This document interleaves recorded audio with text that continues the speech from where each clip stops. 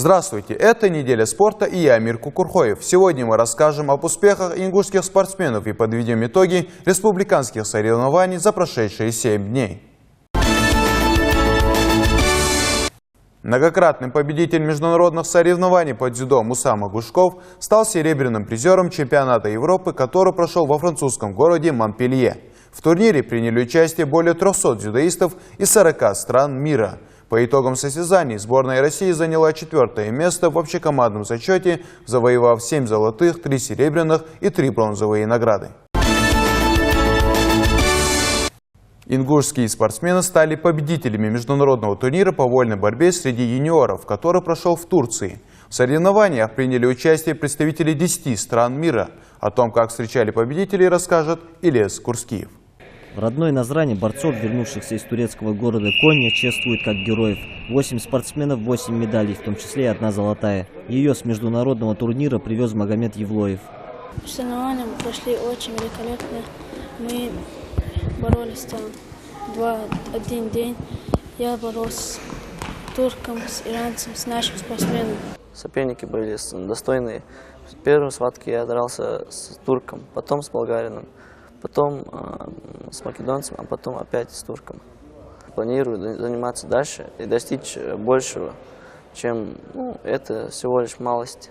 За эту медаль в финале с Магомедом боролся его товарищ и земляк Микаил, который занял почетное 2-е место. Первый я турком боролся, второй болгарцем. В финале с нашим планирую дальше заниматься до конца идти. Поболеть за своих на турнир пришли и ингуши, живущие в Турции. Потомки переселенцев, по словам тренера Башира Акиева, спортсменов встретили как победителей. Впрочем, в победе ингушских вольников сам Башир тоже не сомневался. Хорошо выступил Каздиев Магомед. Мотивил хорошо, отборол свои схватки. У нас всех, пацаны, Чичоев вообще так. В первую схватку вот так он чуть-чуть расслабился, проиграл. Ну, за 3-е место он настроился, выиграл остальные все свои схватки. И особенно за 3-е место у турка взял. 10-0, по-моему, или 12-0 как раз выиграл он. Молодцы пацаны хорошо выступили. Мне понравилось, короче, особенно это ребята. Юных борцов из Малгобека, Майского, Троицкого, Далакова готовили к турниру здесь, в центре олимпийской подготовки. У чемпионов заслуженный отдых, а их товарищи вовсю тренируются, чтобы однажды также достойно представить родную республику на международном уровне. Им есть на кого равняться.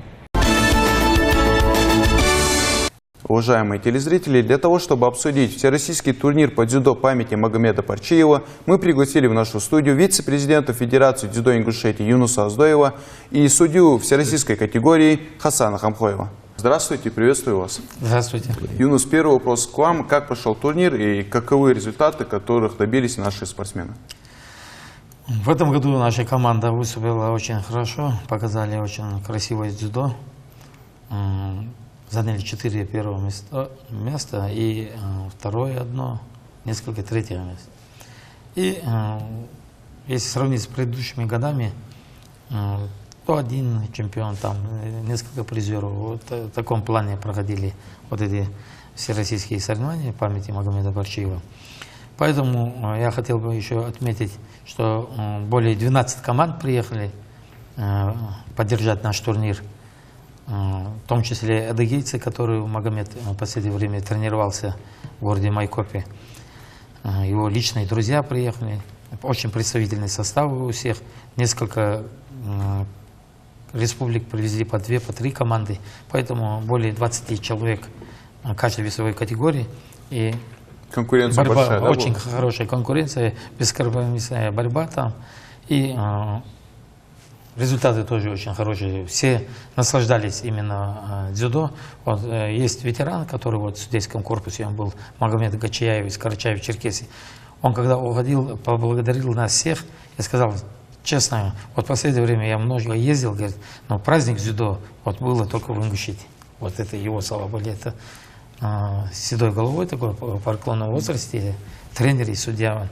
И вот отрадно вот такие вот отзывы слышать, когда мы проводим такие соревнования на таком уровне. Хасан, к вам вопрос. Расскажите, были ли вопросы со стороны организаторов к вам и у вас, наоборот, к организаторам? Ну, со стороны судейского корпуса, со стороны судейской комиссии, к организации этого турнира Никаких вопросов не было. Организация была на высочайшем уровне, хочу отметить. И также хочу отметить, что со стороны представителей команд, это очень бывает редко, чтобы не было претензий к судейскому корпусу. Не было ни одного замечания к претензий к судейскому корпусу. То есть судьи отработали? Судьи отработали на, можно сказать, на высочайшем уровне. Местных судей мы там привлекли там, несколько человек. В основном у нас судьи были все приезжие. Мы пригласили судей со всех регионов Северного Кавказа, судьи, которые судят и чемпионаты России, и международные турниры. Также и судейская комиссия была,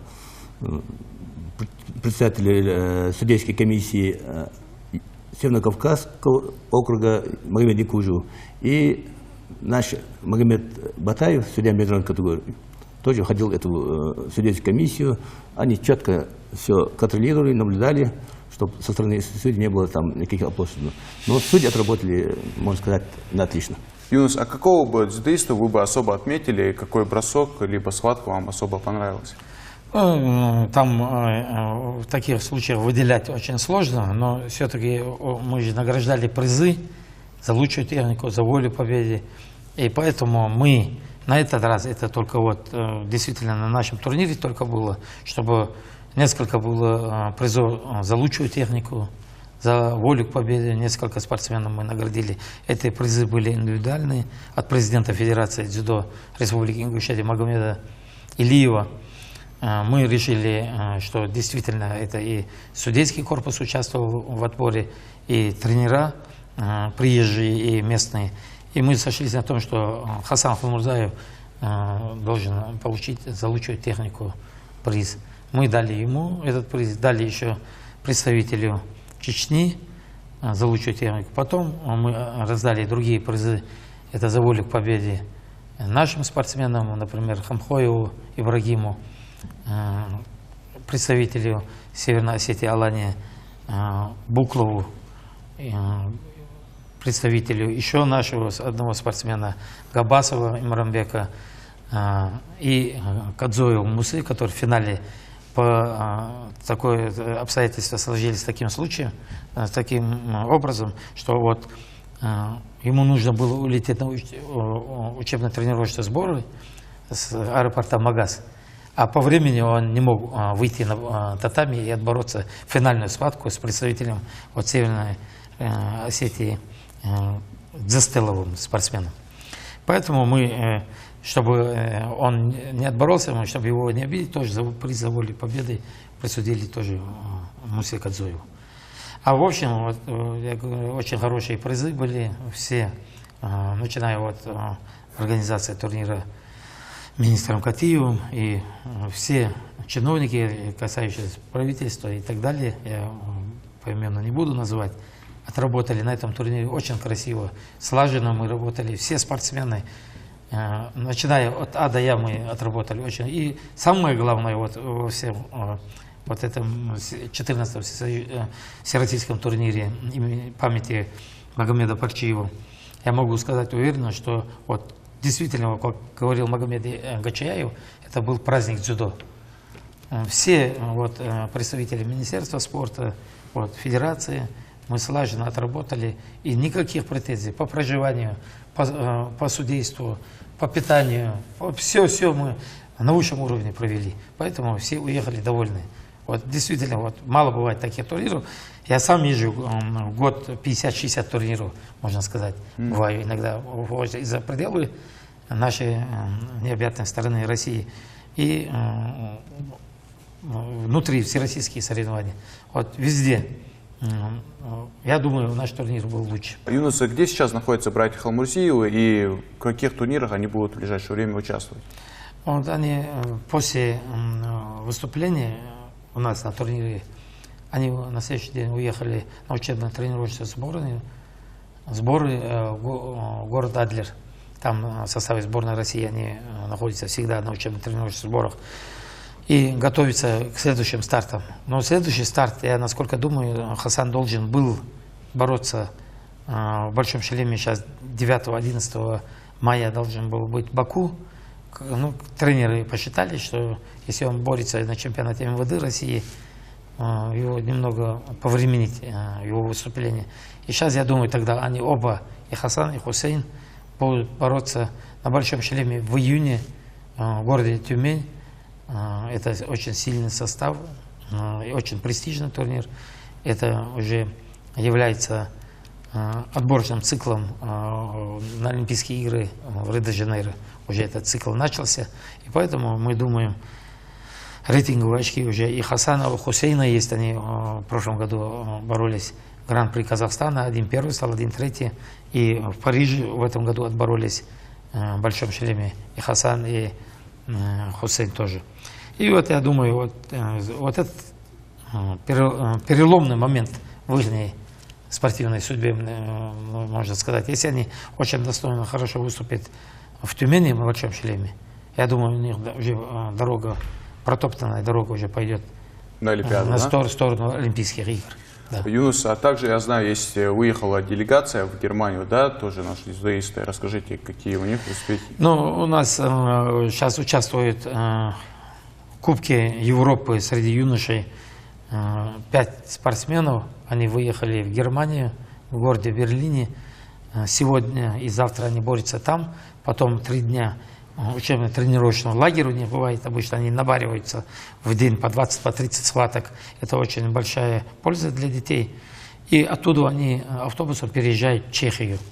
В Чехии тоже Кубок Европы они борются. Такой же спортивный тренировочный лагерь. 3 дня. И потом возвращаются в Москву и, естественно, к нам домой. И пока результаты мы еще не в курсе, как они будут бороться. Сегодня они стартуют.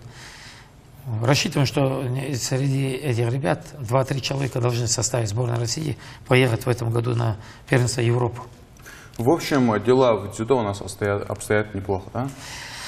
По всем возрастам у нас есть члены сборной России. Вот это только что мы сказали по юношам. Есть вот находится тоже группа спортсменов, город Дмитрово, Московская область. Там они учебно-тренировочные сборы. И в начале июня, 1 июня, они должны выехать в Австрию на Кубок Европы по юниорам. И там должны выступить. И там тоже вот определяющий старт. Кто-то из них должен попасть на первенство Европы или мира по юниорам. И также у нас еще вот в Оренбурге 17-20 мая уже будет Кубок Европы среди юниоров до 23 лет. Там у нас выступает Имаранбек Габасов. Он единственный один человек там, который отобрался в этом году. Но он и на турнире, и везде. И тоже, кстати, он на чемпионате МВД России стал 3-м. Но он представлял город Казань, Татарстан. Вот, то есть за счет Татарстана? Да, за счет Татарстана он выступил, но все равно наш спортсмен, мы своих нигде не оставляем. Как, не бросаем, да, да, да. Как говорится. И вот сейчас он будет представлять нашу республику до Кубка Европы в городе Оренбург. И рассчитываем, что он там достойно выступит. Всем дзюдоистам и другим спортсменам нашей республики всем удачи, всех благ, чтобы они достойно представляли нашу республику за пределами нашей республики и в составе сборной России за пределами нашей огромной России. Спасибо, до свидания. Удачи. Уважаемые телезрители, я напоминаю, что у нас в гостях были судья всероссийской категории Хасан Хамхоев и вице-президент Федерации дзюдо Ингушетии, заслуженный тренер России Юнус Оздоев. В физкультурно-оздоровительном комплексе сельского поселения Орджоникидзевское прошел республиканский турнир по тайскому боксу. Спортсмены боролись в 22 весовых категориях. Победители будут представлять Республику Ингушетия на первенстве Северо-Кавказского федерального округа, который пройдет в городе Каспийск.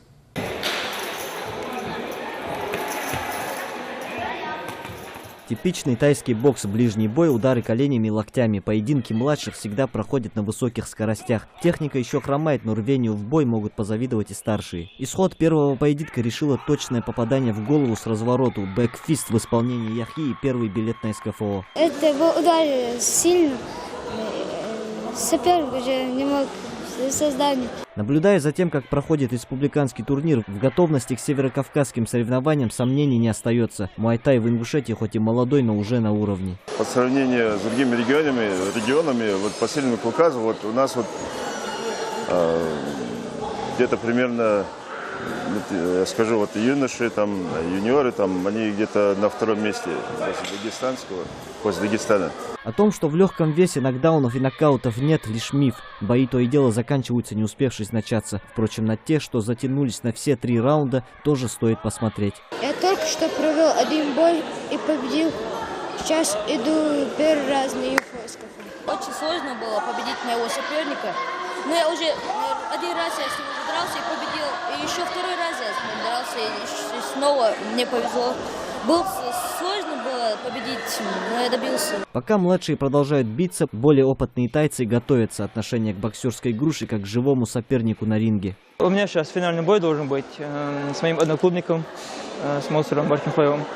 Вот. Я сам спортом занимаюсь около 6 лет, 3 года занимался боксом и сейчас перешел в тайский бокс. Вот. Пока у меня таких ярких побед нет, но, иншаллах, все к этому идет.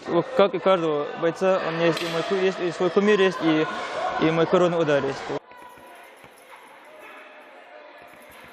Эта серия ударов и есть коронная фишка Батыра Базгиева. На ринге комбинация выстреливает как из ружья, не оставляя сопернику никаких шансов. Как говорит наш тренер Магомед Аздоев, он мне сказал один раз: не надо проводить такие тяжелые комбинации в бою. Все великое это в простоте. Проведи простую комбинацию левой и правой рукой. Она простая, но от нее все падает. Слушать наставления тренера – одна из 10 заповедей спортсмена, которые вывешены на стене в зале ФОКа. Тренер в спорте, как отец, прислушиваться к его советам – половина победы. Впрочем, на победу настроенный соперник. Маусар Баркинхоев уже становился чемпионом СКФО, но останавливаться не собирается. И к бою с одноклубником готовится серьезно. Товарищ в зале, на ринге всегда соперник. Еще одно правило в тайском боксе. Я сейчас провожу бой с одноклубником, но у нас 16-я пара. Но несмотря на то, что он одноклубник, но мы не будем там слегка драться, мы покажем достойно хороший бой. Все ринг покажет, кто сильнее. По итогам турнира победители в составе сборной республики отправятся в Каспийск представлять Ингушетию на СКФО. Это были самые интересные спортивные новости прошедшей недели. На этом у меня все. Будьте здоровы и любите спорт.